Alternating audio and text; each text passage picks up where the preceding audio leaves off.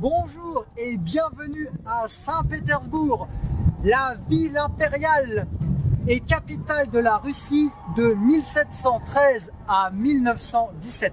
Je me trouve sur la place du Palais et derrière moi se situe le fameux Palais de l'Ermitage, ancienne demeure impériale. Transformé aujourd'hui en musée, il rassemble diverses collections d'œuvres d'art. On dit que si l'on passait 1 minute devant chaque œuvre exposée, la visite durerait pas moins de 7 années. C'est également sur la place du Palais que se trouve la fameuse colonne de granit en haut de laquelle est perché le tsar Alexandre I, grand vainqueur de Napoléon. La cathédrale Saint-Isaac est un prodige architectural. Construite de 1818 à 1858 par l'architecte français Auguste Ricard de Montferrand.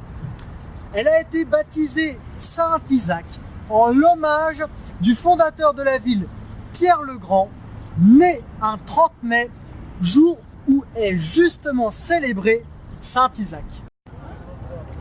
Pierre le Grand, le voici, illustre empereur de toutes les Russies, fondateur de Saint-Pétersbourg en 1703. Il décrète la ville capitale de son empire dès 1713.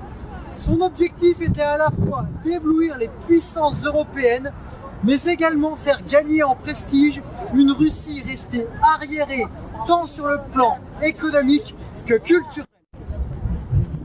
Vous voyez le bras de la statue ? Il indique l'emplacement de la forteresse Pierre et Paul, premier bâtiment pétersbourgeois construit sur ordre du souverain dès 1700.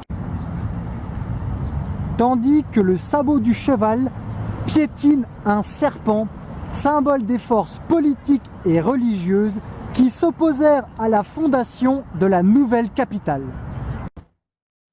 Le pont Anitkov est reconnaissable entre mille grâce à ses 4 statues de dompteurs de chevaux. Ils ont été décelés au cours de la Seconde Guerre mondiale pour les protéger des bombardements. Ce qui, grâce à cela, les a rendus intacts jusqu'à aujourd'hui pour notre plus grand bonheur. Le pont enjambe le canal Fontanka.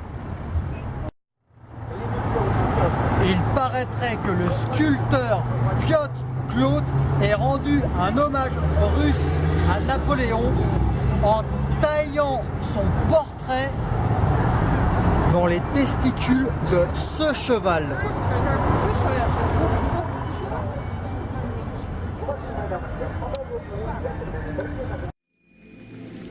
Derrière moi se situe le château des ingénieurs Mikhailovski Zamok en russe, dont la construction a été ordonnée par le tsar Paul Ier en 1797. Une véritable forteresse inspirée de l'époque du Moyen-Âge. Murs, herses, pont-levis, labyrinthe, douves, tout un dispositif pour se protéger des tentatives d'assassinat. Une fois la construction achevée en 1801, Paul Ier a eu le temps d'y habiter 40 jours avant de se faire assassiner. Derrière moi se situe la cathédrale Saint-Sauveur sur le sang versé, unique bâtiment pétersbourgeois de style architectural Russie médiévale. On peut bien entendu aujourd'hui la visiter et contempler ces magnifiques mosaïques, mais pendant très longtemps elle fut interdite d'accès car elle servait de tombeau à la dépouille du tsar Alexandre II, assassiné le 1er mars 1881 lors d'un attentat à la bombe à l'endroit même où a été construite la cathédrale. Je vous invite à venir découvrir le reste ici, sur place, à Saint-Pétersbourg, pour découvrir ensemble la multitude des monuments prestigieux de Saint-Pétersbourg. Et il y en a énormément. Notre-Dame de Kazan, Petergof et ses fontaines, les églises, les cathédrales, les promenades en bateau sur la Nieva.